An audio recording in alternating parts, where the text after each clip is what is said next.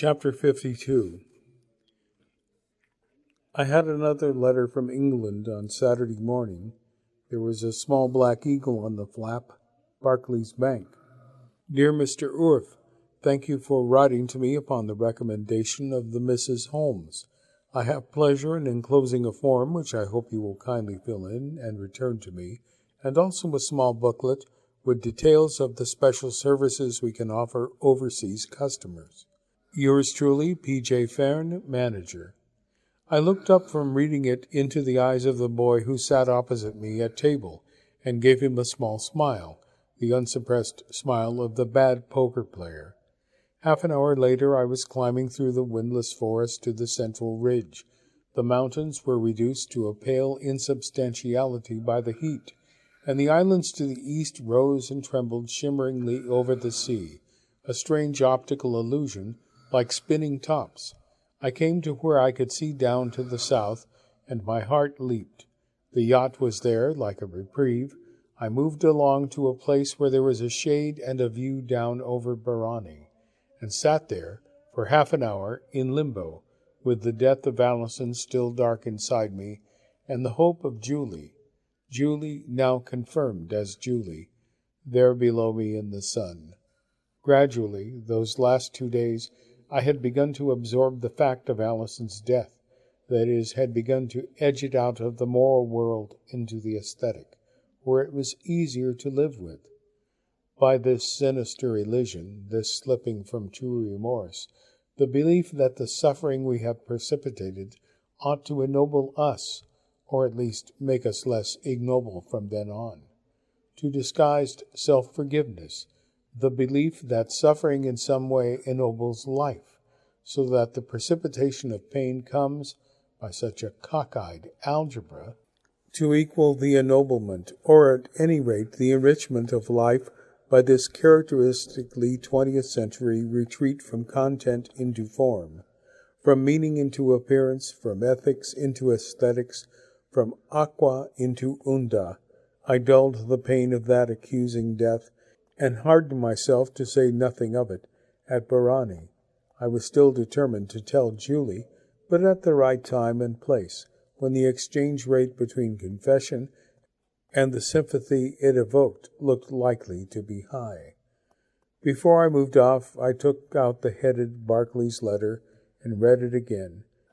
It had the effect of making me feel more indulgent toward Conchis than I had intended to be.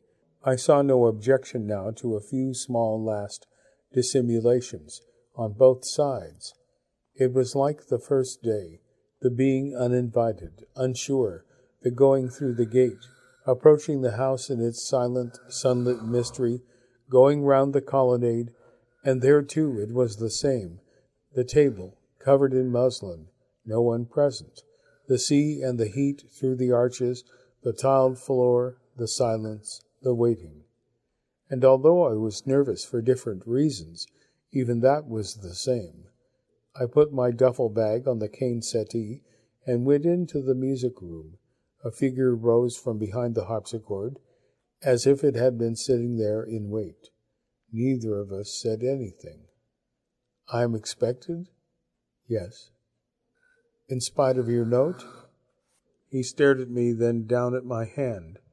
My battle wound from the Nazi incident 10 days previously. It was scarred and still red from the daubings of mercurochrome the school nurse had put on it. You must be careful. There is always the danger of tetanus.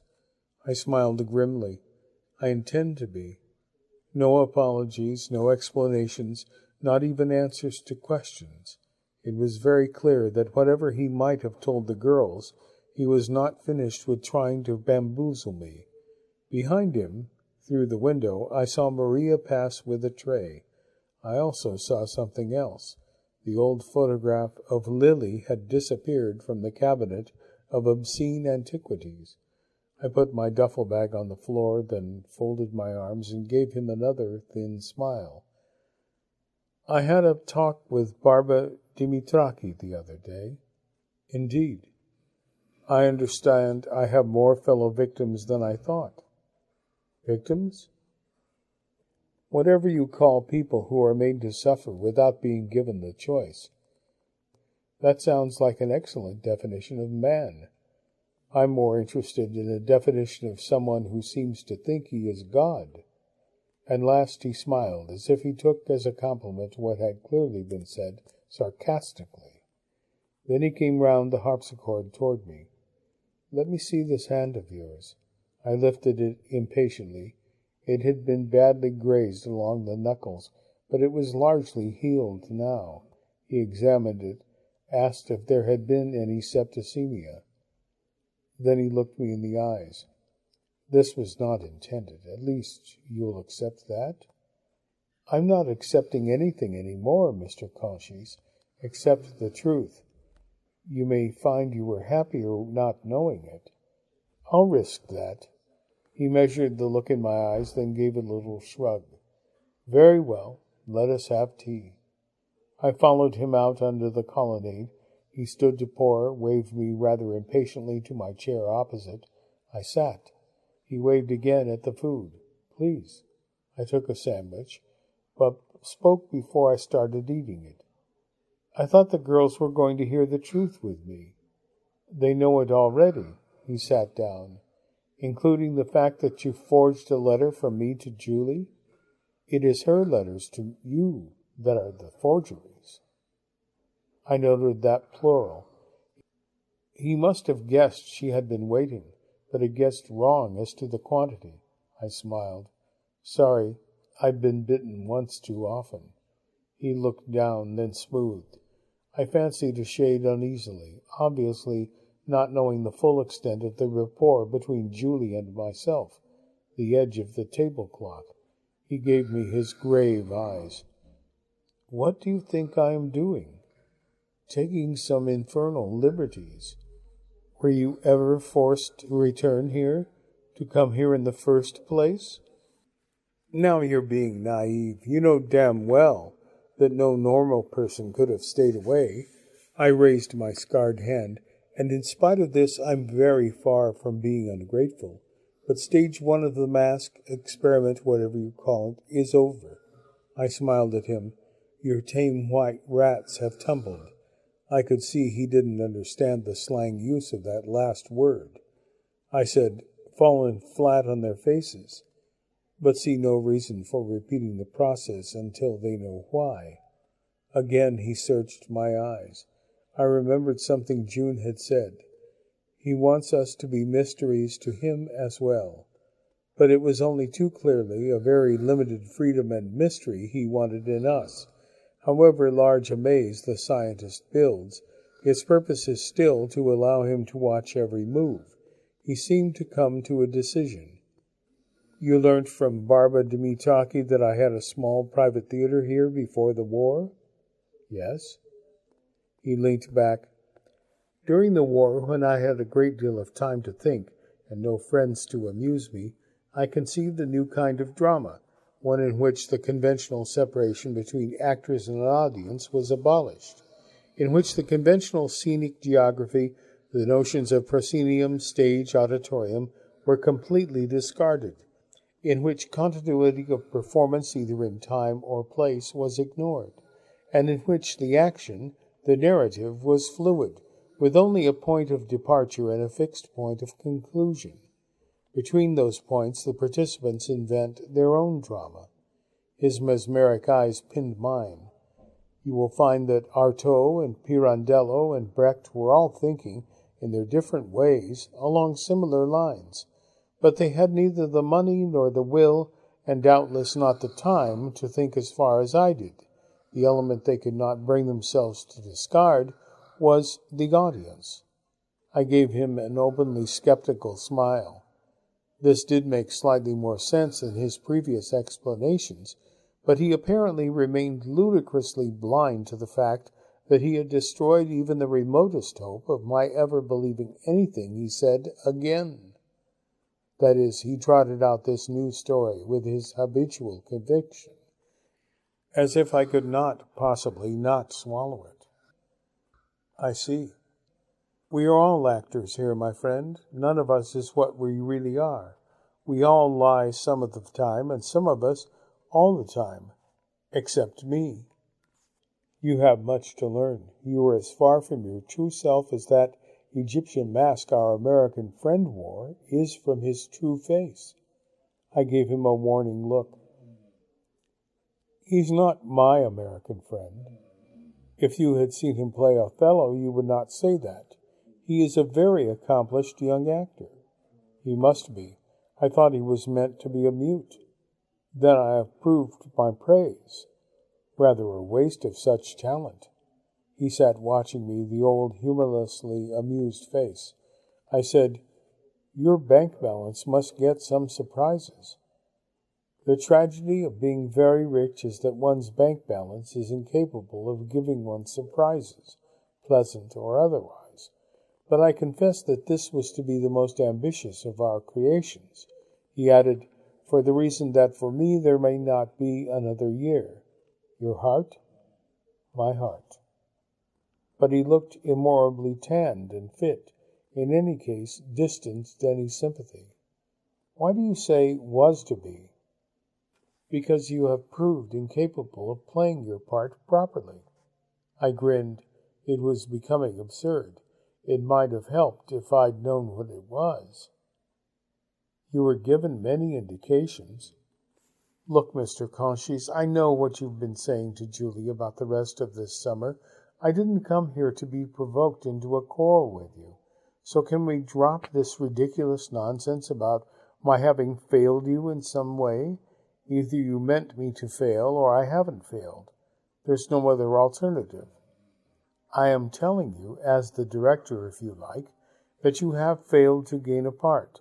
But if it is any consolation, I will also tell you that even if you had gained it, it would not have brought you what you wish, the young woman you find so seductive. That was always to be the fixed point of conclusion this summer. I'd like to hear that from her. It is you who would not have wanted to see her again. The comedy is over. But I intend to see the actress home afterwards. She has promised that, no doubt, in ways infinitely more credible than yours. Her promises are worth nothing. All here is artifice. She is acting, amusing herself with you, playing Olivia to your Malvolio. And I suppose her name is not Julie Holmes? Her real first name is Lily. I grinned so broadly that I had once again to admire his ability to keep a straight face. In the end, I looked down. Where are they? Can I see them now? They are in Athens. You will not see either Lily or Rose again. Rose? I said it with sarcastic incredulity, but he simply nodded. You're out of touch. No one calls girls of their age by names like that any more. You will not see them again. Oh, yes, I will. You want me to see them again, too, even if for some reason you didn't. And whatever lies you've cooked up to keep them in Athens this weekend, nothing can prevent me from seeing Julie finally. And 3, you have absolutely no business meddling in our private feelings about each other. I agree, if they were equally real on both sides. I made myself sound less aggressive. I also know you're far too humane a man to think you can command people's emotions so easily. It is simpler than you think, when you know the plot. The present plot's ruined. The 3 hearts thing, you know that even better. I tried one last appeal to him. I know you've admitted as much to the girls, so what's the point of trying to make me think you haven't? He said nothing. I put on my most reasonable voice.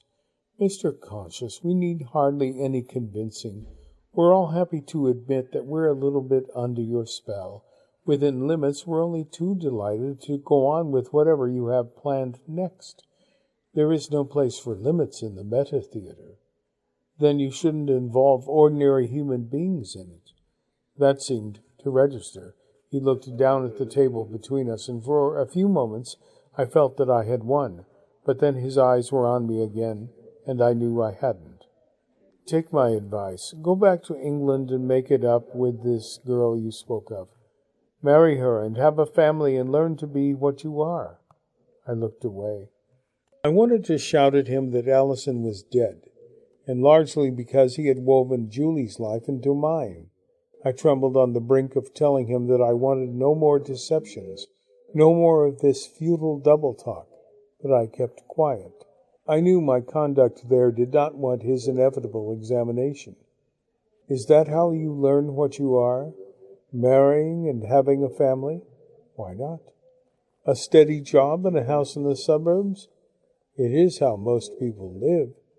I'd rather die. He gave a shrug of regret, but as if he didn't really care any longer who I was or what I felt. Suddenly he stood. We will meet again for dinner. I'd like to see your yacht. That is not possible. I want to talk to the girls. I have told you, they are in Athens. Then he said, tonight, I intend to tell you something that is for our sex alone. Womankind has no place in it. The last chapter. I had already guessed what that meant. What happened in the war? He gave me a little nod. Until dinner. He turned and marched indoors, and that was that. I was angry with him, yet it was more an anger of impatience than an anger of fear. I supposed Julie and I had between us, in some way, spoiled his fun, had seen through him in a way he did not like, perhaps more quickly than he had expected, and given rise to this infantile old man's pique. I knew the girls were on the yacht, that even if I didn't see them this evening, I would see them the next day. I picked up a cake and ate it thoughtfully. On top of everything else, there was my old sense of gravity, of the nature of probability. One didn't make such elaborate preparations for a summer's entertainment, only to call it off when it was getting interesting. We must continue. All I had just experienced was a bout of bluffing in the early part of a poker game. The real betting was still to come. I remembered the lunch at this same table a fortnight before, then looked round outside the colonnade. Perhaps the sisters were waiting there now, somewhere in the pines. It might all have been no more than his perverse way of making me look. I took my things upstairs to my room, searched under the pillow, in the wardrobe, thinking that Julie might have left some little message, but there was nothing. Then I went out. I strolled all round the domain in the windless air.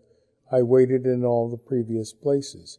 I kept on turning, looking backward, sideways, listening, but the landscape seemed silent, and nothing and no one appeared. Even on the yacht there was no sign of life, though I noticed that the little power boat was in the water, moored by a rope ladder amidships. The theater seemed truly empty, and like all empty theaters, as the old devil no doubt intended, it became in the end both flat and a little frightening. We were to have dinner under the colonnade and not upstairs as usual. The table, laid for two, had been placed at its western end, looking out over the trees, and Mozza down below. Another table stood at the front by the central steps, with sherry and ouzo, water, and a bowl of olives. I had almost finished my second glass when the old man appeared. Dusk was fading into night. It was very still, dead air over everything. I had decided while I waited to be more diplomatic. I suspected that the angrier I became, the more pleased he secretly was. I resigned myself to not seeing the girls, and to pretending that I accepted his explanation. He came silently to where I stood, and I smiled at him. "May I get you something?" "A little sherry, thank you." I poured half a glass and handed it to him. "I'm sincerely sorry if we have spoilt your plans." "My plans are whatever happens." He silently toasted me. "You cannot spoil that." "But you must have known we would see through the parts you gave us." He looked out to sea. "The object of the meta-theater is precisely that, to allow the participants to see through their first roles in it. But that is only the catastasis." "I'm afraid I don't know what that word means." "It is what precedes the final act, or catastrophe, in classical tragedy, he added, or comedy, as the case may be. The case depending on whether we learn to see through the roles we give ourselves in ordinary life. I sprang my next question on him out of a silence in his own style. To what extent is your dislike of me a part of your part? He was undisconcerted. Liking is not important between men. I felt the ouzo in me. Even so, you don't like me? His dark eyes turned on mine. I am to answer? I nodded. Then no, but I like very few people, and even fewer of your age and sex. Liking other people is an illusion we have to cherish in ourselves if we are to live in society. It is one I have long banished, at least from my life here. You wish to be liked. I wish simply to be. One day you will know what that means, perhaps, and you will smile, not against me, but with me. I left a pause. You sound like a certain kind of surgeon. A lot more interested in the operation than the patient. I should not like to be in the hands of a surgeon who did not take that view. Then your metatheater is really a medical one? Maria's shadow appeared behind him as she brought a soup tureen to the white and silver table in its pool of lamplight. You may see it so. I prefer to think of it as a metaphysical one. Maria announced that we could take our seats. He acknowledged her words with a little bow, but did not move. It is above all an attempt to escape from such categories. More an art than a science? All good science is art, and all good art is science. With this fine-sounding but hollow apophthegm, he put down his glass and moved toward the table. I spoke at his back as I followed. My guess is that, in your view, I'm the real schizophrenic here. He did not answer until he was at his chair. Real schizophrenics have no choice in what they are. I stood opposite him. Then I'm an unreal schizophrenic? Just for a moment he relaxed a little, as if I had said something childish but amusing. He gestured. It does not matter now. Let us eat. Almost as soon as we had started, I heard the footsteps of 2 or 3 people behind me on the gravel round by Maria's cottage. I glanced back from my egg-lemon soup, but the table had been placed, no doubt deliberately, where it was impossible to see. Tonight I wish to illustrate my story, said Conchis. I thought you'd done that already, and only too vividly. These are real documents. He indicated that I should go on eating. He would say nothing more. Then I heard footsteps on the terrace outside his bedroom, above our heads. There was a tiny squeal, the scrape of metal. I finished my soup, and while we waited for Maria, tried again to mollify him. I'm sorry, I'm not going to hear more of your life before the war. You have heard the essential. As I understood the Norwegian story, you rejected science. Yet apparently you went into psychiatry. He gave a little shrug. I dabbled in it. That glimpse I had of your papers suggested more than dabbling. They were not by me. The title pages were not genuine. I had to smile at him then. The curtly dismissive way in which he made such statements had become an almost sure sign that they were not to be believed. Of course he did not smile back, but he evidently felt that I needed reminding of his more serious self. There is some truth in what I have told you. To what extent? Your question is fair. There was an event in my life analogous to the story I invented. He paused, then decided to go on. There had always been a conflict in me between mystery and meaning. I had pursued the latter, worshipped the latter as a doctor, as a socialist and rationalist, but then I saw that the attempt to scientize reality, to name it and categorize it and vivisect it out of existence, was like trying to remove the air from the atmosphere. In the creating of the vacuum, it was the experimenter who died, because he was inside the vacuum. Was your coming into wealth something like the Deducant story? No, he added, I was born rich, and not in England. Then the First World War. Pure invention. I took a breath. For once he was avoiding my eyes. You must have been born somewhere. I have long ceased to care what I am in those terms. And you must have lived in England. He glanced up, searching, unsmiling, yet somewhere beneath there was a hint of irony. Does your appetite for invention never end? At least I know you have a house in Greece. He looked beyond me and past the sarcasm into the night. I have always craved for territory, in the technical ornithological sense, a fixed domain on which no others of my species may trespass without my permission. Yet you live very little here. He hesitated as if he began to find this interrogation tedious. Life is more complicated for human beings than for birds, and human territory is defined least of all by physical frontiers. Maria brought a dish of stewed kid and removed our soup plates, and there was a little silence. But unexpectedly, when she left, he looked at me. He had something more to say. Wealth is a monster. It takes a month to learn to control it financially, and many years to learn to control it psychologically. For those many years, I lived a selfish life.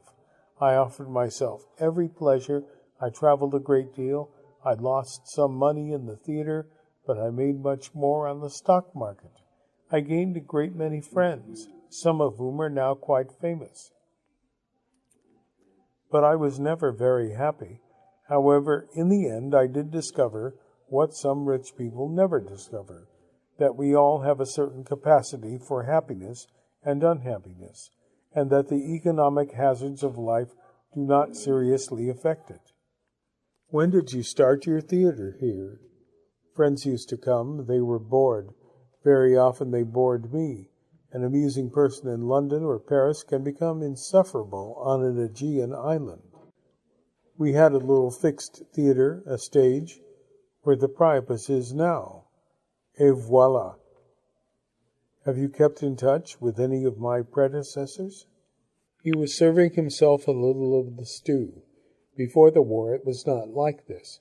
We acted other men's plays, or versions of them, not our own.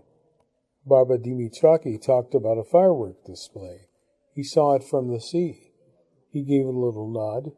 Then, without knowing it, he saw an important night in my life. He couldn't remember when it was. 1938. He kept me waiting a moment. I set a match to my theater, the building. The fireworks were in celebration. I remembered that story about burning every novel he owned and was going to remind him, but suddenly he gestured with his knife. No more, let us eat. He ate very little of the excellent stew, and long before I had cleared my own plate, he was on his feet. Finish your dinner, I will return. He disappeared indoors. Soon after that, I heard low voices, Greek voices, upstairs, then silence. Maria brought dessert, then coffee, and I waited, smoking. I still hoped against hope that Julie and her sister would arrive. I badly needed their warmth, normality, Englishness again. All through the meal, his talking, there had been something somber and withdrawn about him, as if more than one comedy was over. So many pretenses were being dropped, and yet the one that concerned me showed no sign at all of being jettisoned. I had believed him when he said he did not like me. I somehow knew now that he would not keep the girls away from me by force. But a man with such formidable powers of lying, I nursed a tiny terror that he knew I had met Allison in Athens, had somehow got proof for them that I too was a liar, and of a much more banal kind. He reappeared in the open doors of the music room, a thin cardboard folder in his hand. I should like us to sit there. He pointed toward the drinks table, now cleared by Maria, by the central arch of the front of the colonnade. If you would bring 2 chairs and a lamp. I carried the chairs over. As I brought the lamp, somebody came round the corner of the colonnade. My heart leapt a fraction of a moment, because I thought it was finally Julie, that we had been waiting for her. But it was the Negro, dressed in black. He carried a long cylinder, went over the gravel in front of us, and then, a few yards out, set the cylinder on its tripod end. I realized what it was, a small cinema screen. There was a harsh ratcheting noise as he unfurled the white square and hooked it up, adjusted its angle. Someone called quietly from above. "Intoxi." "All right." A Greek voice I didn't recognize. The Negro went silently back the way he had come, without looking at us. Conchis turned down the lamp to its lowest glimmer, then made me sit beside him, facing the screen. There was a long pause. What I am now about to tell you may help you understand why I am bringing your visits here to an end tomorrow. And for once it is a true story. I said nothing, though he left a little pause as if he expected me to object. I should like you also to reflect that its events could have taken place only in a world where man considers himself superior to woman, in what the Americans call a man's world. That is, a world governed by brute force, humorless arrogance, illusory prestige, and primeval stupidity. He stared at the screen. Men love war because it allows them to look serious, because they imagine it is the one thing that stops women laughing at them. In it they can reduce women to the status of objects. That is the great distinction between the sexes. Men see objects, women see the relationship between objects. Whether the objects need each other, love each other, match each other, it is an extra dimension of feeling we men are without, and one that makes war abhorrent to all real women and absurd. I will tell you what war is. War is a psychosis caused by an inability to see relationships. Our relationship with our fellow men. Our relationship with our economic and historical situation, and above all, our relationship to nothingness, to death. He paused. His masked face looked as concentrated, as inward as I could remember having seen it. Then he said, "I will begin."